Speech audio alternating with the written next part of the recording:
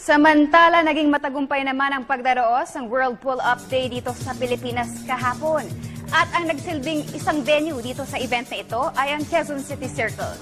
Para sa detalye, nagbabalik si Ms. Arian Malyare. Sa pangunguna ng Street Workout Calisthenics Philippines, nasa 100 partisipante ang dumalo sa World Pull-Up Day sa Quezon City Circle kahapon. May layuning mapalawig pa ang bilang ng calisthenics community sa bansa. Ipinaliwanag ni event organizer Richard Mariano ang kagandahang dulot ng street workout sa kalusugan ng tao kumpara sa mga mabibigat na equipment na ginagamit sa gym.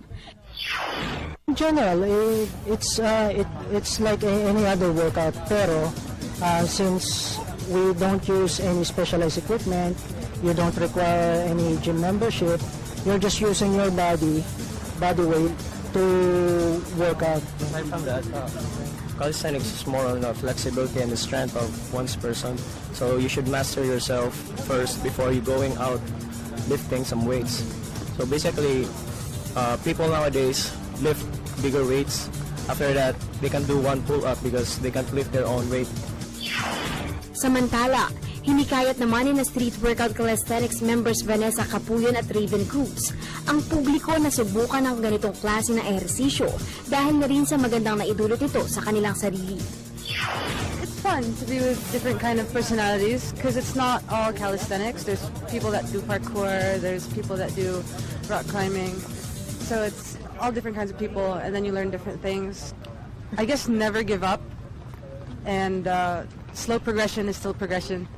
Para sa akin, naramdaman ko kasi na mas okay sa akin yung street workout kaysa sa weightlifting.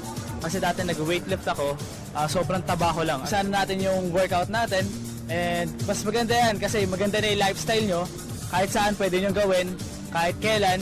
Tapos, gaganda pa yung katawan nyo and in fact, nakakagaling siya ng mga naka-relieve siya ng mga sakit-sakit kasi may iwasan nyo yung mga bad health habits. Yun. Ang street workout ay isang klase ng ehersisyo na may kombinasyon ng pull-up, push-up, squat at calisthenics gamit ang bigat ng sariling katawan. Para sa PTV Sports, Arian Malyare, Telebisyon ng Bayan.